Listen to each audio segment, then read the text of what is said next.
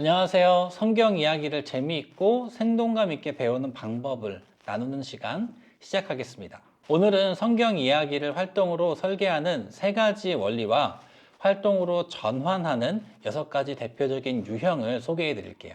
첫 번째 원리는 스토리 분석입니다. 스토리 분석은 성경 이야기를 이해하는 첫 걸음입니다. 각 이야기에는 등장인물, 배경, 갈등, 해결, 그리고 메시지가 포함되어 있어요. 이를 구조적으로 분석하면 학습자가 메시지를 더욱 명확히 이해할 수 있습니다. 각 요소를 하나하나 뜯어보는 과정을 통해 이야기를 더 깊이 이해할 수 있습니다. 등장인물은 우리 자신이나 주변 사람들과 공감할 수 있는 연결고리를 제공하고, 갈등과 해결 과정은 교훈을 전달하는 중요한 수단이 됩니다. 또한 배경은 이야기의 분위기를 설정하며 메시지를 더욱 구체화해 줍니다. 예를 들어 다윗과 골리앗 이야기를 해볼까요? 이 이야기는 어린 다윗이 거대한 골리앗과의 전투에서 승리한 사건을 다룹니다. 다윗은 자신의 믿음과 하나님의 도우심을 의지하여 작은 돌멩이와 물매로 골리앗을 쓰러뜨렸습니다. 여기서 다윗은 믿음의 사람으로, 그의 돌멩이는 하나님께서 일하시는 도구로 사용됩니다. 반면 골리앗은 우리가 삶에서 직면하는 거대한 문제나 두려움을 상징하죠. 이 갈등을 통해 하나님이 어떻게 역사하시는지를 배울 수 있습니다. 스토리 분석은 이렇게 이야기를 분해하고 각 요소를 연결하며 학습자들이 메시지를 명확히 이해하고 자신들의 삶에 적용하도록 돕는 핵심 단계입니다. 다윗과 골리앗 이야기를 학습자들과 함께 분석하며 그 안에 담긴 메시지를 발견하고 이를 활동으로 확장하는 것도 가능하죠. 이렇게 구조적으로 이해하면 이야기가 단순히 흥미로운 사건이 아니라 우리 삶의 변화를 이끄는 도구로 작용할 수 있습니다. 이야기의 요소를 연결하면 학습자들이 메시지를 더욱 명확하게 이해할 수 있습니다. 각 요소는 이야기의 전체적인 의미를 전달하는 데 중요한 역할을 합니다. 예를 들어 등장인물은 학습자가 스스로를 투영하거나 공감할 수 있는 대상이 되고, 갈등은 해결 과정을 통해 교훈을 강조하는 중요한 부분입니다. 또한 배경은 이야기가 전달하는 메시지에 독특한 맥락을 제공합니다. 이러한 요소들을 통합적으로 연결하면 학습자들은 단순히 이야기를 듣는 것을 넘어서 그 안에 담긴 의미를 더 깊이 깨닫고 자신의 삶에 적용할 수 있습니다. 다윗과 골리앗의 이야기로 돌아가 보자면, 다윗의 돌멩이는 단순한 무기가 아니라 우리 삶에서 자원이나 재능을 상징할 수도 있습니다.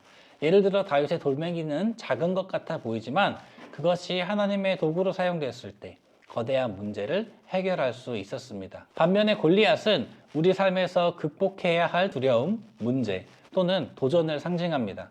이처럼 구체적인 요소들을 활용하면 이야기가 단순히 과거의 사건이 아니라 오늘날 우리의 삶과 연결될 수 있습니다. 학습자가 이런 연결을 통해 이야기를 깊이 이해하도록 돕기 위해 활동은 간단하면서도 초점이 명확해야 합니다. 다윗의 돌멩이를 자신의 삶의 재능이나 자원으로 비유하게 하거나 골리앗을 자신이 극복해야 할 구체적인 문제로 상상하도록 유도하는 질문을 던질 수도 있습니다.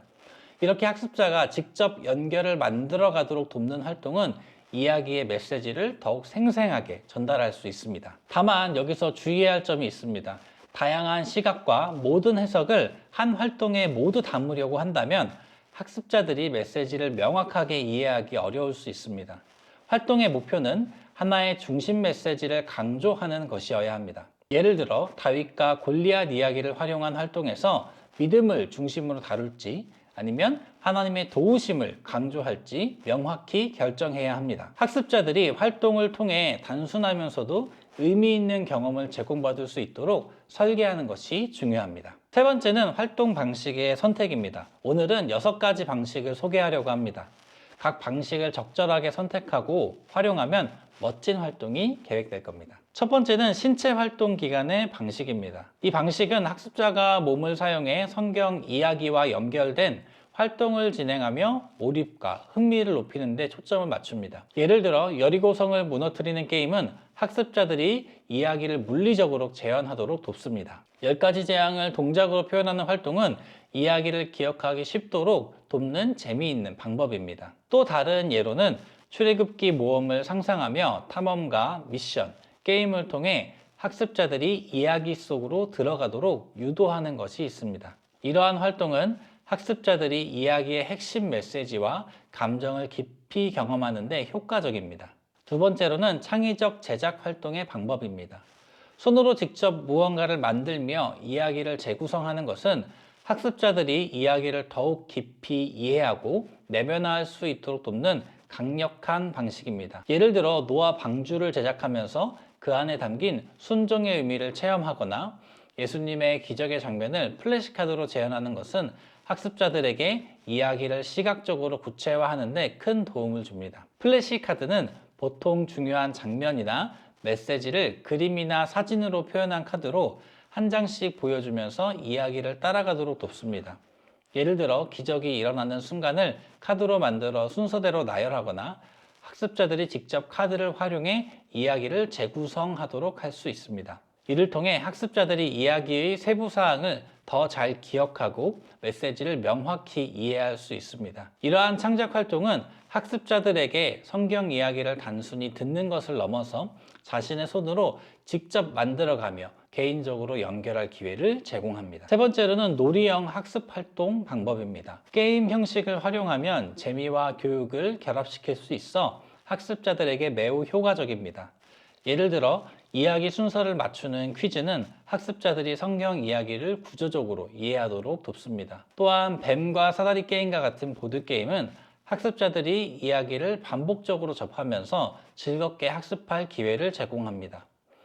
이 게임은 게임판 위에 뱀과 사다리가 그려져 있는 구조로 사다리를 통해 빠르게 올라가고 뱀을 만나면 내려오는 방식으로 진행됩니다. 성경 이야기에 맞춘 뱀과 사다리 게임은 이야기 속 핵심 메시지나 사건을 게임 진행에 반영하여 학습자들이 자연스럽게 이야기를 배우고 기억하도록 도와줍니다. 다윗과 골리앗을 연기하는 역할은 학습자들이 이야기 속 등장인물의 감정과 동기를 직접 경험하도록 도와줍니다. 이러한 놀이를 통해 학습자들은 자연스럽게 메시지를 배우고 기억할 수 있습니다.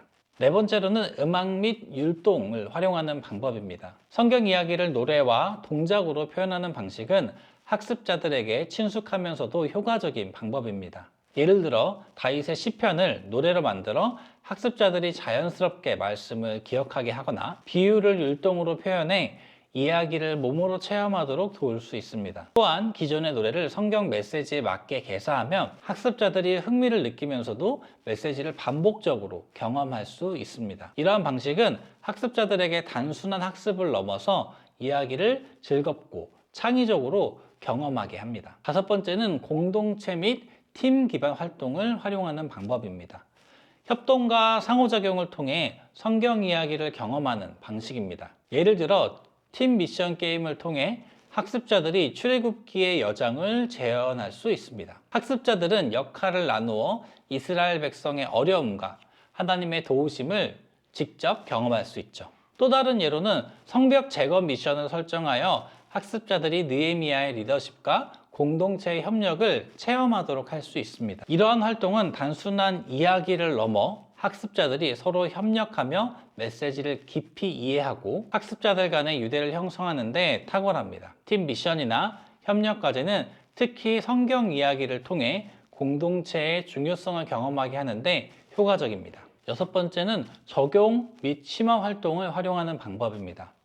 적용 및 심화 활동은 학습자들이 성경 이야기를 실제 삶에 적용하도록 돕는 데 초점이 맞춰져 있습니다. 예를 들어 천국의 길 보드게임은 신앙의 여정을 탐구하며 성경의 가르침을 체험적으로 학습하도록 설계된 도구입니다.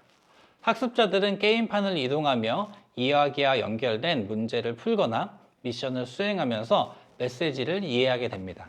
또한 가상 법정이나 토론 활동도 강력한 학습의 도구가 될 수 있습니다. 가상 법정을 활용한 예로 다윗의 행동은 옳았는가? 라는 주제를 설정해 학습자들의 찬반으로 나눠서 토론하도록 할 수 있습니다.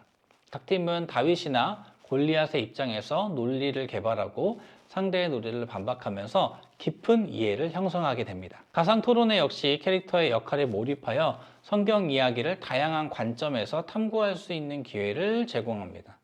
이러한 방식은 단순히 이야기를 배우는 것을 넘어서 학습자 스스로 메시지를 발견하고 삶에 적용하는 데 효과적입니다. 오늘 소개한 6가지 활동 유형을 적절히 활용하면 성경 이야기를 더욱 효과적이고 흥미롭게 가르칠 수 있습니다. 학습자의 연령과 학습 목표에 따라 적합한 방식을 선택하거나 여러 방식을 조합하여 더 풍성한 경험을 제공해 보셨으면 좋겠습니다. 특히 특정 유형을 중심으로 심화된 활동을 학습자들과 함께 진행할 때 더욱더 깊은 영적 성장을 이끌어낼 수 있을 것입니다. 오늘 소개한 다양한 활동 유형 그리고 3가지 원칙 어떠셨나요? 곧 있을 워크숍에서는 각 활동의 구체적인 사례와 설계 방법들을 더 깊이 나눌 예정입니다. 성경 이야기를 더욱더 창의적이고 의미 있게 가르치고 싶다면 구독과 좋아요, 알람 설정까지 잊지 마세요. 여러분들의 가르침의 노력이 하나님의 메시지를 더욱더 풍성하게 전달될 수 있게 하기를 바랍니다. 다음에 또 만나요.